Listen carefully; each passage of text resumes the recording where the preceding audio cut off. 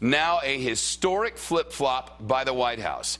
The Justice Department announcing today the confessed 9/11 mastermind and 4 other suspects of that crime will face justice at a military trial, not as at a civilian court here in the United States.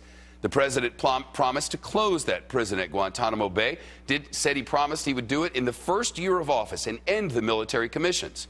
So much for that.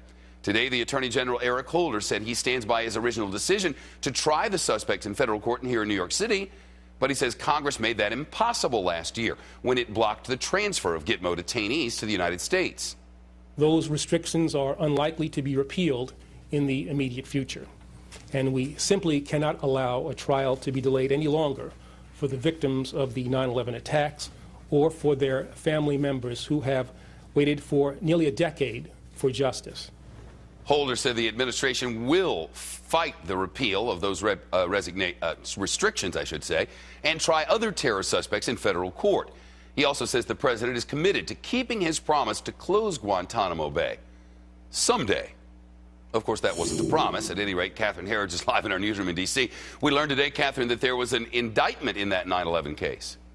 Well, that's right, Shep. Even court papers dismissing that sealed indictment against the 9/11 suspects that was handed up by a New York grand jury in December 2009 pinned the blame on Capitol Hill. Quote, in light of this opposition by Congress to a federal criminal prosecution, the government does not believe there is any reasonable likelihood that the defendants will be tried in this forum in the near future.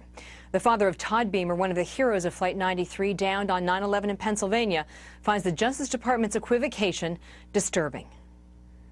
The ongoing circus from this administration about what to do and why and whose fault it is, it's painful. It hurts.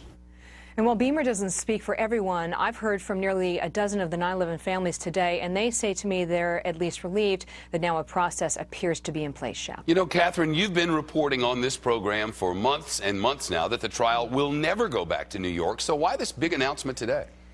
Well, we don't have a lot of clarity on what the catalyst was that provoked this decision, but there's several factors, at least tonight, that were in play. There's a major hearing on Capitol Hill tomorrow that was anticipated to embarrass the administration over this delay. And now the administration can avoid the potential embarrassment of reaching the 10th anniversary of the attacks without a trial in motion. And while it was up to Eric Holder today to make that announcement, some analysts believe that Holder was simply the messenger and that the final decision ultimately rested, Shep, with the White House. All right, Catherine, thank you.